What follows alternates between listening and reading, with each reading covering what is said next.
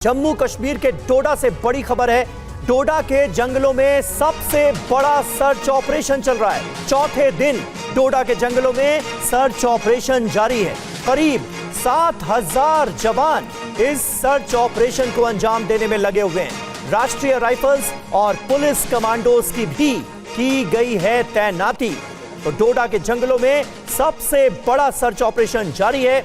8 drone helicopters की मदद से तलाश की जा रही है। साथ ही 8 ड्रोन हेलीकॉप्टर्स और करीब 40 खोजी कुत्तों को भी इस मिशन पर लगाया गया है। शहादत के बदले की बड़ी कवायद डोडा के जंगलों में ऑपरेशन कोठी लगातार जारी है। थोड़ी देर पहले की तस्वीरें इस वक्त TV9 भारतवर्ष पर आपके सामने हैं। डोडा के इन्हीं जंगली पहाड़ी इलाकों में इस वक्त बड़े पैमाने पर सर्च ऑपरेशन अंजाम दिया जा रहा है।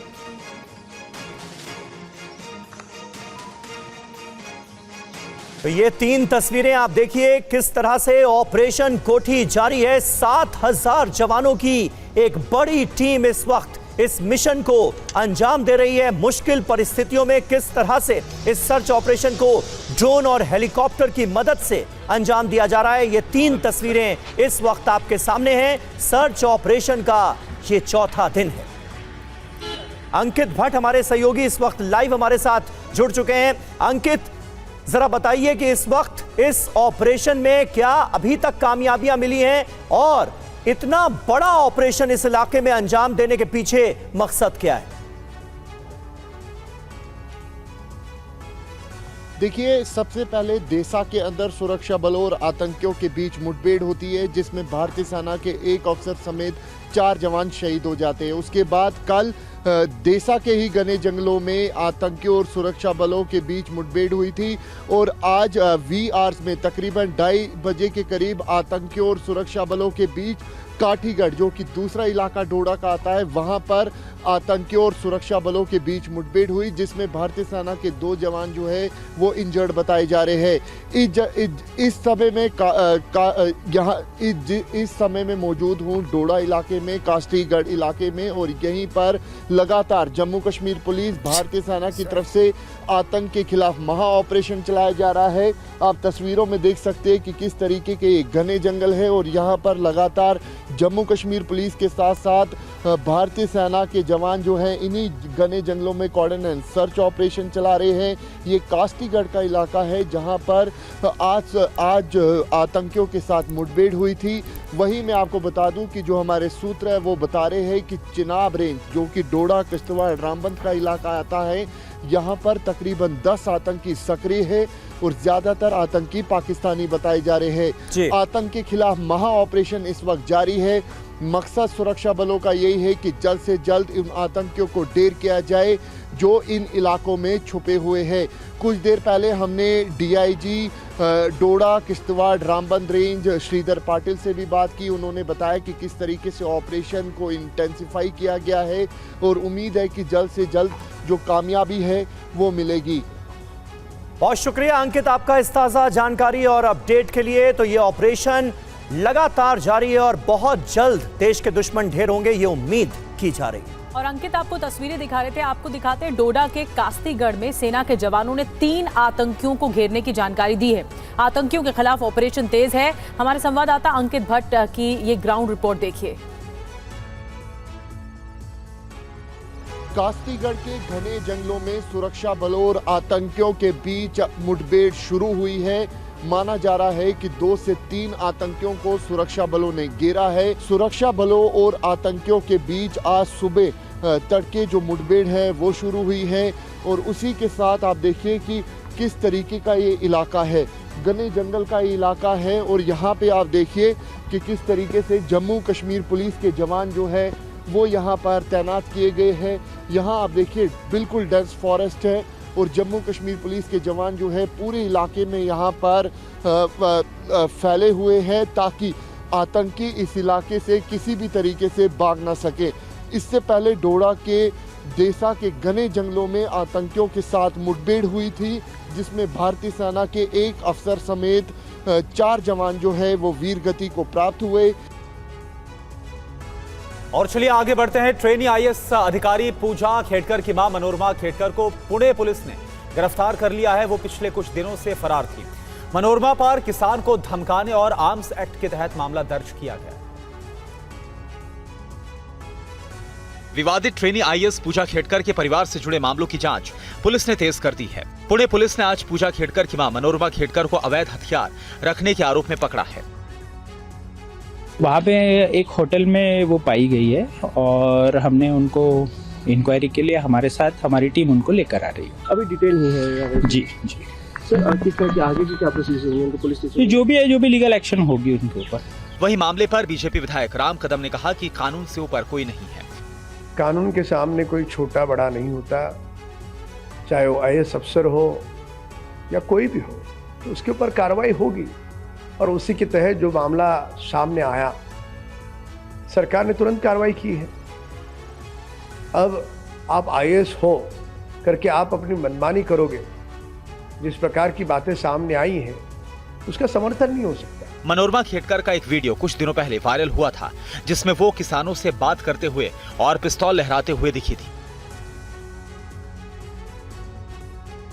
और इधर 22 जुलाई से शुरू होने वाली कांवड़ यात्रा को लेकर तैयारियां जारी हैं। इस बीच यूपी में प्रशासन ने दुकानदारों के लिए बड़ा फरमान जारी किया है। फल की दुकान और ठेले पर ऐसे ही अब दुकानदारों को नाम और वो क्या बेचते हैं ये लिखना अनिवार्य होगा। जिला पुलिस की ओर से जारी आदेश में कहा गया कि कांवड़ यात्रा मार्ग पर जो भी दुकानें हैं उन पर ये फैसला लागू होगा। प्रशासन ने ये आदेश राज्य में पवित्र सावन महीने में कांवड़ यात्रा को लेकर जारी किया है। जनपद में लगभग 240 किलोमीटर का कांवड़ मार्ग है। इसमें जितने भी खान पान के दुकानें हैं, चाहे वो होटल, ढाबे, ठेले, जहां से भी कांवड़िए अपनी खाद्य सामग्री खरीद सकते हैं, उन सबको ये निर्देशित किया गया है कि अपने प्रोप्राइटर के या काम करने वालों के नाम ज़रूर डिस्प्ले करें। ये इसलिए ज़रूरी है ताकि किसी प्रकार का कोई कन्फ्यूजन किसी भी कांवड़िए के अंदर ना रहे और ऐसी स्थिति ना उत्पन्न हो कि कहीं कोई आरोप प्रत्यारोप हो और बाद में कानून व्यवस्था की स्थिति उत्पन्न हो। इसलिए ऐसा निर्देश दिया गया है।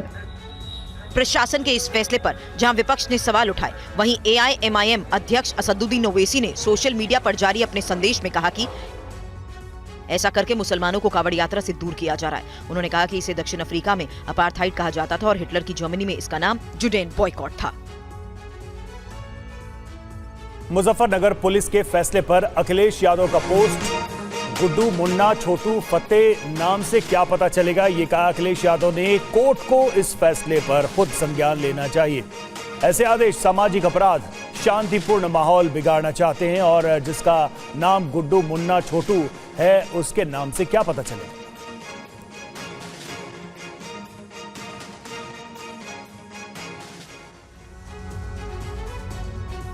और इस फैसले पर टीएमसी सांसद साकेत गोखले ने कहा, मुसलमानों के खिलाफ भेदभाव वाला ये फैसला है। मुजफ्फरनगर पुलिस के खिलाफ एनएचआरसी में केस दर्ज कराया गया है। पुलिस का लॉजिक न सिर्फ मूर्खतापूर्ण है बल्कि ये शर्मनाक भी है, ये कहा है टीएमसी सांसद ने।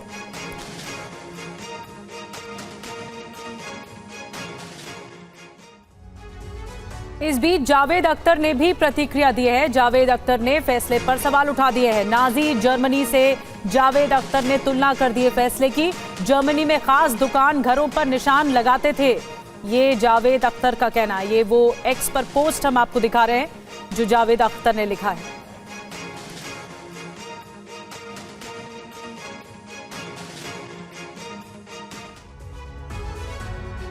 तो आखिर कांवड़ यात्रा पर क्या फरमान है, आपको हमने बताया। अब इस पर सियासी घमासान कैसे मचा है या आप देखिए। सबसे पहले अगर बात की जाए अखिलेश यादव की, समाजवादी पार्टी के अध्यक्ष, और उनकी तरफ से कहा गया कि जिसका नाम गुड्डू, मुन्ना, छोटू या फतेह है, उसके नाम से क्या पता चलेगा। इसके अलावा अगर बात करें एआईएमआईएम अध्यक्ष असदुद्दीन ओवैसी की, तो उनकी तरफ से क्या प्रतिक्रिया है आप जानिए। हिटलर की जर्मनी में ऐसे फैसले का जो नाम है वो जुडेन बॉयकॉट था। इसके बाद अगर बात करें साकेत गोखले की, तो टीएमसी सांसद, उनकी तरफ से क्या कहा जा रहा है, मुसलमानों के खिलाफ भेदभाव वाला ये फैसला है।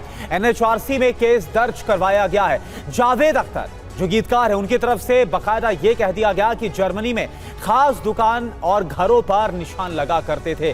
तो ये इस फैसले के बाद जो प्रतिक्रिया है वो हमने आपको दिखाई है। एक एक और अहम जानकारी है। समाजवादी पार्टी के अध्यक्ष अखिलेश यादव का बड़ा बयान। सोशल मीडिया पर अखिलेश यादव ने लिखा, मॉनसून ऑफर 100 लाओ सरकार बनाओ। सोशल मीडिया पर अखिलेश यादव का ये पोस्ट है जिसमें तंज कसते हुए वो कहते हैं, मॉनसून ऑफर 100 लाओ और सरकार बनाओ।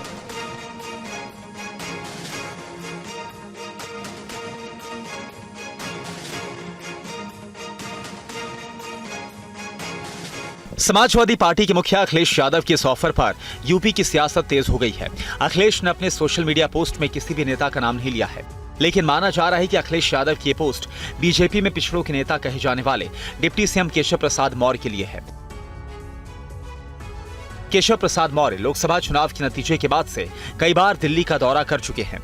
माना जा रहा है कि मौर्य और सीएम योगी के बीच मतभेद बढ़ रहा है, जिस पर विपक्षी पार्टियां नजर रख रही हैं। इससे पहले बुधवार को अखिलेश यादव ने सोशल मीडिया पर कहा था कि यूपी बीजेपी में कुर्सी की लड़ाई चल रही है।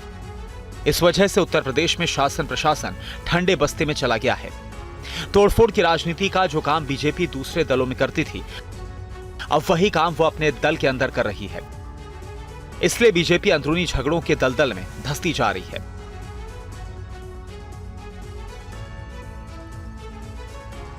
यूपी के डिप्टी सीएम ब्रजेश पाठक ने आज सुबह रायबरेली में बछरावा सीएचसी का औचक निरीक्षण किया और निरीक्षण में 11 मेडिकल स्टाफ गैर हाजिर मिले। ये यूपी के डिप्टी सीएम ब्रजेश पाठक ने एक सीएचसी के औचक निरीक्षण की तस्वीरें हैं। आज उन्होंने रायबरेली के बछरावा में सीएचसी का औचक निरीक्षण किया। सुबह अचानक डिप्टी सीएम का काफिले के बछरावा के स्वास्थ्य केंद्र में पहुंचने पर हड़कंप मच गया। औचक निरीक्षण के दौरान सामुदायिक स्वास्थ्य केंद्र में अफरा तफरी का माहौल बना रहा। किसी को कार्यक्रम की जानकारी न होने के चलते स्वास्थ्य विभाग की कार्यशैली की पोल भी खुल गई। इस दौरान उन्होंने सेंटर में अव्यवस्थाओं को लेकर नाराजगी जाहिर की। निरीक्षण के दौरान उन्हें डॉक्टर, नर्स सहित 11 मेडिकल स्टाफ गैर हाजिर मिले। उन्होंने गैर हाजिर लोगों पर कार्रवाई करने के निर्देश दिए हैं और सेंटर में मौजूद मरीजों से भी वहां के बारे में बात की। निरीक्षण के दौरान उप मुख्यमंत्री ने सीएससी अधीक्षक को अव्यवस्थाओं को लेकर फटकार लगाई। अस्पताल में गंदगी, अवैध गाड़ियों की पार्किंग पर भी उन्होंने अधीक्षक को चेतावनी भी दी। डिप्टी सीएम ब्रजेश पाठक आज अपने कार्यक्रम के तहत फतेहपुर जा रहे थे। इस दौरान अचानक उन्होंने बछरावा सीएचसी का औचक निरीक्षण किया।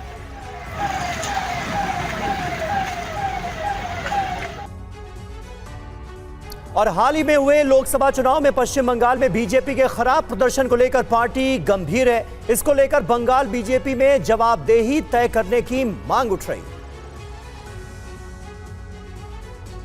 लोकसभा चुनाव में पश्चिम बंगाल में बीजेपी के खराब प्रदर्शन और विधानसभा उपचुनाव में हार को लेकर पार्टी के अंदर मंथन जारी है। इस बीच बीजेपी बंगाल इकाई के 2 दिवसीय मंथन के दौरान कई नेताओं ने राज्य के संगठन में बदलाव और जवाबदेही तय करने की मांग उठाई है। যদি সঠিক দিশা দেখাতে পারে তাহলে দল হবে, আর দিশা দেখাতে না পারলে পুরো ফেল করে যাব। সাংগঠনিক দল বদলের নিশ্চয় দরকার আছে। কোনো ব্যর্থ মানুষকে, ব্যর্থদেরকে সবাই দেখতে পছন্দ করে না। নতুনদেরকে সুযোগ দিতে হবে।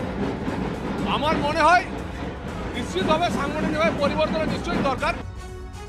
सौमित्र खान की तरह ही बैरकपुर लोकसभा सीट से चुनाव हारने के बाद पूर्व बीजेपी सांसद अर्जुन सिंह ने भी पार्टी संगठन में सुधार और बदलाव पर जोर दिया। संगठन बीजेपीতে নিচে লেভেল ঠিক করতে হবে, নিচে থেকে সংগঠনটাকে নিয়ে যেতে হবে। উপর থেকে নিচে সংগঠন কোনোদিন ঠিক হয় না। নিচে বুথ লেভেলে সংগঠন নেই, একদম জিরো আছে।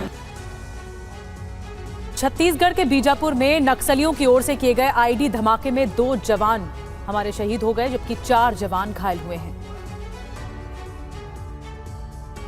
बीजापुर में नक्सलियों ने आईडी ब्लास्ट किया। आईडी ब्लास्ट में सुरक्षा बल के 2 जवान शहीद हुए, जबकि 4 जवान घायल हो गए। घायलों को एयरलिफ्ट करके रायपुर लाया गया, जहां उनका इलाज जारी है। बताया जा रहा है कि 2 माओवादियों की मौजूदगी की सूचना थी। इसी के बाद सुरक्षा बलों ने सर्च ऑपरेशन शुरू किया। इसी दौरान जवानों को निशाना बनाया गया और इलाके में कार्रवाई के लिए अतिरिक्त सुरक्षा बल को भेजा गया है।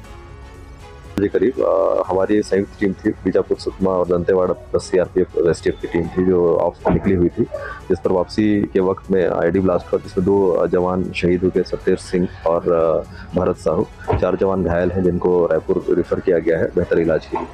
जानकारी के मुताबिक थरेम थाना क्षेत्र के मंडमरका के जंगलों में सर्च से लौट रहे जवानों के ऊपर नक्सलियों ने घात लगाकर पाइप बॉम्ब के जरिए आईडी ब्लास्ट किया। खबर यह भी है कि सीआरपीएफ, कोबरा, सीएएफ, डीआरजी और एसटीएफ के जवान एंटी नक्सल ऑपरेशन पर निकले थे। नक्सलियों के खिलाफ सुरक्षा बलों का अभियान लगातार जारी है। महाराष्ट्र के गढ़चिरौली में चली 6 घंटे की मुठभेड़ में 12 नक्सली मारे गए हैं। रिपोर्ट आप देखें। छत्तीसगढ़ और महाराष्ट्र के बॉर्डर इलाकों में सुरक्षा बलों को बड़ी सफलता मिली। महाराष्ट्र के गढ़चिरौली में आतंक फैला रहे नक्सलियों को सुरक्षा बलों ने 6 घंटे चली मुठभेड़ में मार गिराया। घायल जवानों को हेलीकॉप्टर के जरिए नागपुर लाया गया। उनका इलाज जारी है। घायल जवानों की हालत फिलहाल खतरे से बाहर बताई जा रही है। हमारी C60 के दस्ते के साथ गढ़चिरौली छत्तीसगढ़ बॉर्डर पे जो मुठभेड़ हुई है उसमें 12 नक्सलवादियों की मृतदेह हमें मिली है। भारी मात्रा में दारू गोला और हथियार भी हमने जब्त किया है। अभी भी उस एरिया में सर्च अभियान शुरू है। 7 ऑटोमेटिक वेपन और 4 दूसरे हथियार हमने जब्त किए हैं। 7 ऑटोमेटिक वेपन में 3 AK-47 और बाकी हथियार हैं और भारी मात्रा में नक्सल साहित्य भी हमने जब्त किया है। महाराष्ट्र के उप मुख्यमंत्री और गृहमंत्री देवेंद्र फडणवीस ने इस अभियान की सफलता पर इनाम की घोषणा की है। उन्होंने अभियान में शामिल C60 कमांडो और गढ़चिरौली पुलिस के लिए 51 लाख रुपए का नकद इनाम देने का ऐलान किया। और चंडीगढ़ आपको लिए चलते जहां पंजाब के मुख्यमंत्री भगवंत मान प्रेस कॉन्फ्रेंस कर रहे हैं। जींद गए, सोनीपत गए तो लोगों ने हमसे ये आग्रह किया कि आप हरियाणा में क्यों नहीं आते। हम हरियाणा में भी बदलाव चाहते हैं क्योंकि हरियाणा ने हर एक पार्टी को टाइम दे दिया, हर एक पार्टी को, not only BJP and Congress, local party भी, क्षेत्रीय पार्टियों को भी टाइम दिया, लेकिन किसी ने भी हरियाणा के लोगों के साथ वफा नहीं की।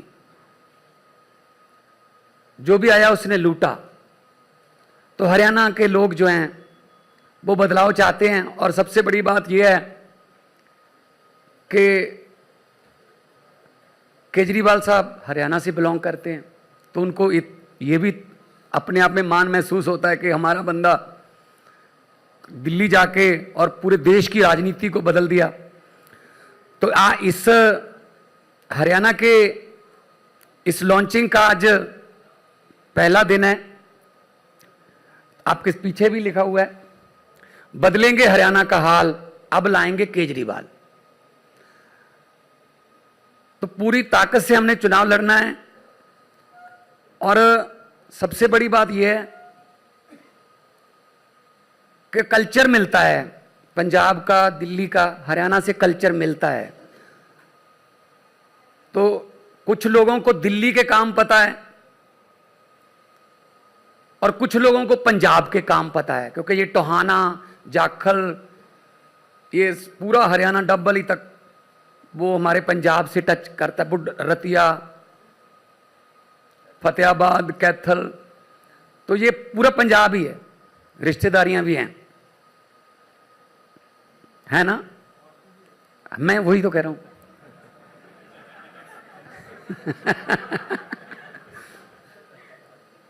तो रिश्तेदारियां भी हैं, थोड़ा इजी रहेगा। और रिश्तेदारी भी ऐसी है कि मेहनत उनको करनी पड़ेगी। और कल बीच समंदर में करीब 1 दर्जन मछुआरों की जिंदगी संकट में फंस गई, लेकिन इस संकट में देवदूत बनकर कोस्ट गार्ड के आए जवान।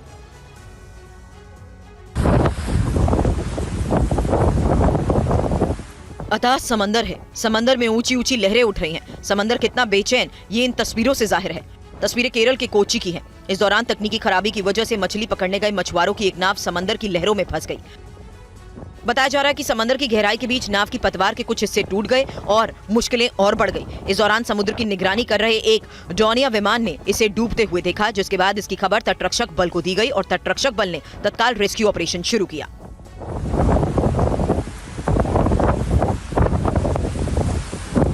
चालक दल समेत नाव में 11 लोग सवार थे। सभी मछुआरों को बचाने के लिए हल्के हेलीकॉप्टर अभिनव को भी ऑपरेशन में लगाया गया। पतवार टूटने के बाद नाव में पानी भर जाने की वजह से मुश्किलें और ज्यादा बढ़ गई।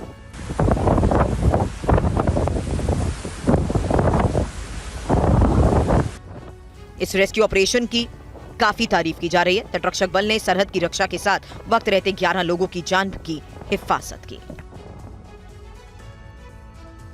और यूपी के हरदोई जिले में 117 गांव बाढ़ से प्रभावित हैं। बाढ़ के चलते जिले के 83 स्कूलों को अनिश्चितकाल के लिए बंद करना पड़ा है। ये रिपोर्ट देखिए। ये तस्वीरें यूपी के हरदोई जिले की है, जहां पर बाढ़ के कारण 12,000 हेक्टेयर क्षेत्रफल का इलाका पानी से घिर गया है और डूबा हुआ है। बाढ़ प्रभावित 30 गांव का रास्ता कट जाने के कारण मुख्यालय का भी रास्ता बंद हो गया है। जिले के करीब 46 गांव में ज्यादा पानी आ जाने के कारण राजस्व विभाग की तरफ से बाढ़ राहत केंद्र बनाए गए हैं।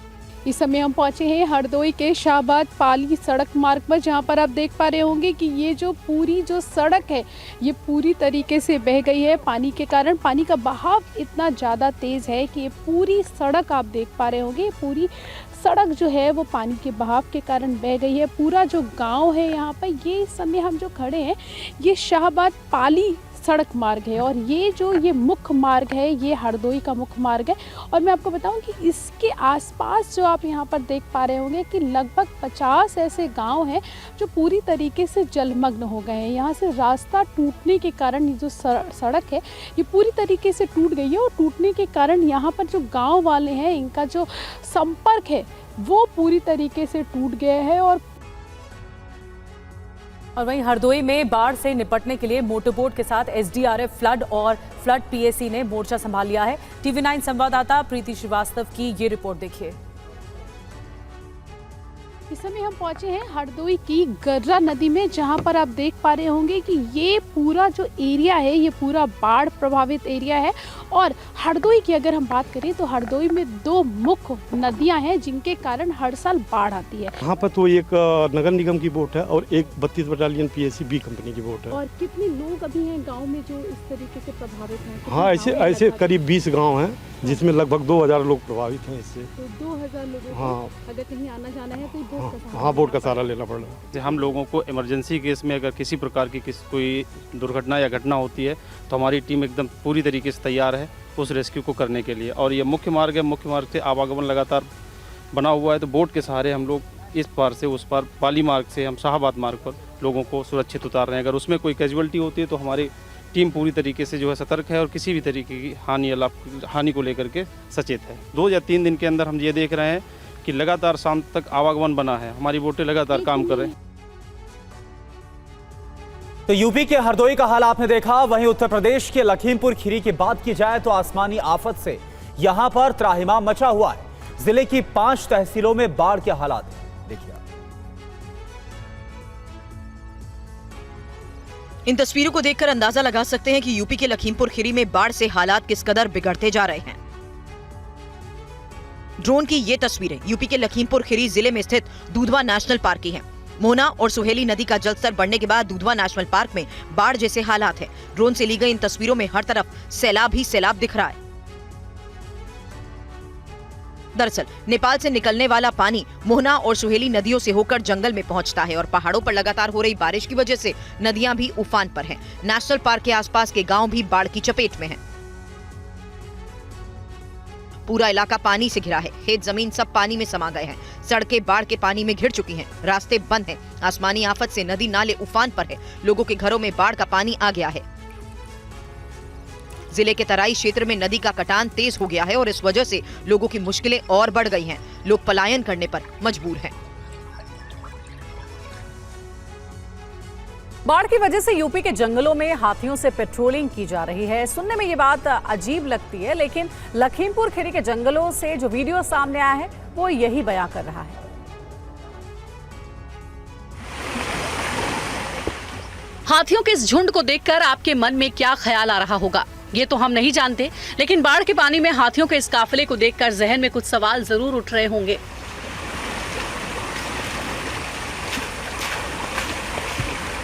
तो चलिए हम ये खुलासा भी कर देते हैं कि हाथियों का ये लश्कर कहां जा रहा है और क्यों इस तरह घूम रहा है।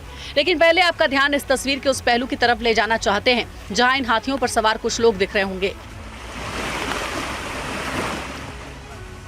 ये टीम उन हाथियों पर सवार होकर आसपास पेट्रोलिंग कर रही है। हाथियों पर गश्त करने की इनकी मजबूरी भी है, क्योंकि लखीमपुर खीरी जिले में स्थित दुधवा नेशनल पार्क का ये पूरा इलाका बाढ़ के पानी से घिरा हुआ है। आप तस्वीरों में देख रहे हैं कि इन हाथियों का काफिला उसी बाढ़ के पानी में आगे बढ़ता जा रहा है। दुधवा नेशनल पार्क में पानी भर जाने के बाद आसपास के गांव में जंगली जानवरों का खतरा बढ़ गया है, इसलिए हाथियों के जरिए नेशनल पार्क के कर्मचारी गश्त कर रहे हैं। नीट पेपर लीक में सीबीआई का बड़ा एक्शन। पटना एम्स के 4 डॉक्टर्स हिरासत में लिए गए। पटना एम्स के चारों डॉक्टर्स 2021 बैच के मेडिकल स्टूडेंट्स हैं और एम्स पटना के डायरेक्टर गोपाल कृष्ण पॉल ने कहा है कि पेपर लीक में शामिल छात्रों के खिलाफ कड़ी कार्रवाई की जाएगी। तो आपने सीबीआई के आने से पहले आपने अपने तरीके से ये निश्चिंतता आपने पाई कि ये लोग इन्वॉल्व हैं, क्या मामला है, क्या किन एक्टिविटीज़ में आपके स्टूडेंट इन्वॉल्व थे? नहीं, ये तो हमें कुछ भी मालूम नहीं था। ये तो हमारे लिए, हमारा एम्स पटना फैमिली के लिए, हमारे जो डॉक्टर्स हैं, सीनियर डॉक्टर्स हैं, जो टीचर्स हैं, फैकल्टी हैं, हम सबके लिए ये एक शौक है। ये जो मैंने सेटबैक है, एक्चुअली मैंने ये रियली हम बहुत दुखी हैं कि हमारे स्टूडेंट ऐसे किए हैं। अभी तक तो पता नहीं है क्या किए हैं, कितना लेवल में इन्वॉल्वमेंट है। मैं भी अब भी मैंने सोच भी नहीं सकता हूँ कि हमारा स्टूडेंट ऐसे कुछ कर सकते हैं, क्योंकि हमारे जो स्टूडेंट आते हैं तो बहुत ब्राइट स्टूडेंट होते हैं। ये तो पूरा टॉप लेवल में, ये जो रैंक में 100-200 रैंक में होते हैं वो आते हैं इधर, क्योंकि एम्स पटना सारा देश में कितना ऊपर रैंक में है। तो इसीलिए हम इतने ब्राइट स्टूडेंट, इतना मेरिटोरियस स्टूडेंट ऐसे कुछ नीट स्कैम में इन्वॉल्व होंगे, माने हो सकते हैं, हम कभी भी सोच नहीं सकते हैं। और यूपी के कन्नौज में ताजिया जुलूस के दौरान एक बड़ा हादसा हो गया। छज्जा गिरने की वजह से एक बच्चे की मौत हो गई और 17 लोग घायल हो गए। किसी को उम्मीद नहीं थी कि जुलूस पर इतनी बड़ी आफत आ जाएगी। ताजिया जुलूस निकाला जा रहा था। अपने हुसैन की याद में बैंड के साथ जुलूस निकाल रहे थे, मातम मना रहे थे। इसी बीच ये छज्जा आ गिरा और देखिए उसके बाद किस तरह अफरा तफरी मच गई। छज्जा गिरने के बाद देखिए मलबा दूर तक सड़क पर गिर गया, जिससे जुलूस में कई बच्चे और युवाओं को गंभीर चोटें आई हैं। मलबे में कई लोग दब गए हैं। अब एक और एंगल से ये तस्वीर देखिए। तस्वीरों में देख सकते हैं कि ताजिया इतना ऊंचा था कि बिजली के तारों से अटक रहा था। कुछ लोग इसे निकालने के लिए छज्जे पर चढ़कर तार को ऊंचा कर रहे हैं। इसी बीच देखिए दूसरे घर के छज्जा जुलूस पर आ गिरता है। अब दोनों तस्वीरें देखिए। इन तस्वीरों से साफ है कि छज्जा जिस वक्त गिरा उसके नीचे कई बच्चों को भी चोटें लगी।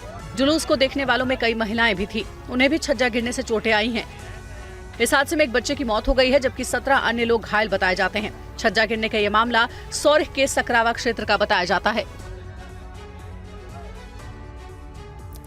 और अब खबर पुरी के जगन्नाथ मंदिर रत्न भंडार से जुड़ी हुई। आज कड़ी सुरक्षा के बीच मंदिर का आंतरिक रत्न भंडार खोला गया। पुरी के जगन्नाथ मंदिर का आंतरिक रत्न भंडार खोलने के लिए आज फिर से विशेष टीम मंदिर में दाखिल हुई। मंदिर प्रशासन के मुताबिक केवल अधिकृत व्यक्तियों और सेवकों को ही सुबह 8 बजे के बाद मंदिर में प्रवेश की अनुमति दी गई है, जिसके बाद मंदिर का केवल सिंह द्वार ही खोला गया, बाकी सारे दरवाजे बंद रहे। इस दौरान मंदिर में भक्तों के प्रवेश पर प्रतिबंध लगा रहा। प्रशासन के मुताबिक रत्न भंडार को अस्थायी रत्न भंडार में स्थानांतरित किया गया। मार्गदर्शिका जारी की गई है, तो आज का कार्य यही है कि जो भी हमारा भीतर रत्न भंडार में जो भी आभूषण है, जो भी वैल्यूबल्स है, उसको सरकार के द्वारा धार्य किए गए एसओपी के तहत जो अस्थायी रत्न भंडार है उसके अंदर स्थानांतरित किया जाए। ये पूरी प्रक्रिया 11 सदस्यीय समिति की देखरेख में की गई। एएसआई के सदस्यों ने पूरे कार्यक्रम की वीडियोग्राफी की। आपको बता दें कि आज प्रशासन ने रत्न भंडार के आंतरिक कक्ष को फिर से खोला, ताकि आभूषणों को 12वीं शताब्दी के मंदिर परिसर में स्थापित भंडार गृह में स्थानांतरित किया जा सके। रत्न भंडार को 46 साल के बाद मरम्मत के लिए खोला गया। खबर चीन से। चीन के जिगोंग शहर के एक शॉपिंग मॉल में भीषण आग लग गई। हादसे में कई लोगों की मौत हो गई है, जबकि 75 लोगों को रेस्क्यू किया गया है। धधकती आग की ये तस्वीरें चीन के जिगोंग शहर के एक शॉपिंग मॉल की हैं, जहां भीषण आग से हुए हादसे में 8 से ज्यादा लोगों की मौत हो गई, जबकि कई लोग आग के बीच फंस गए। समाचार एजेंसी शिन्हुआ के मुताबिक रेस्क्यू टीम ने 70 से ज्यादा लोगों को रेस्क्यू किया है। वीडियो में इमारत के निचले हिस्से की खिड़कियों से काला धुआं उठता नजर आ रहा है। 14 मंजिला मॉल की इमारत में लगभग हर फ्लोर पर आग लग गई। तस्वीरों में भीषण आग की लपटें देखी जा सकती हैं। कई लोग आग और धुएं से बचने के लिए खिड़कियों के पास दिखे। लोगों का कहना है कि फायर ब्रिगेड ने आग बुझाने के लिए ड्रोन का भी इस्तेमाल किया। जानकारी के मुताबिक बिल्डिंग में एक डिपार्टमेंटल स्टोर, कार्यालय, रेस्तरां और एक मूवी थिएटर है। अभी पता नहीं चल पाया है कि आखिर इतनी भीषण आग कैसे लगी। आग लगने के कारणों की जांच की जा रही है। National fire and rescue administration ने कहा है कि इस साल आग लगने की कई घटनाएं हो चुकी हैं, जिसमें कई लोगों की जान जा चुकी है। इमारतों को बनाते समय नियमों की अनदेखी करना आग लगने की मुख्य वजह मानी जा रही है।